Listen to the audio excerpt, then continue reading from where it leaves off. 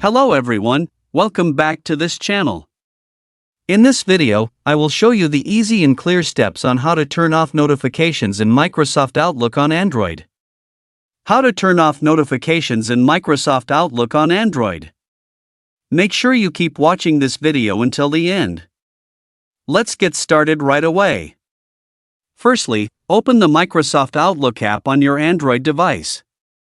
This is the initial screen of the Microsoft Outlook app.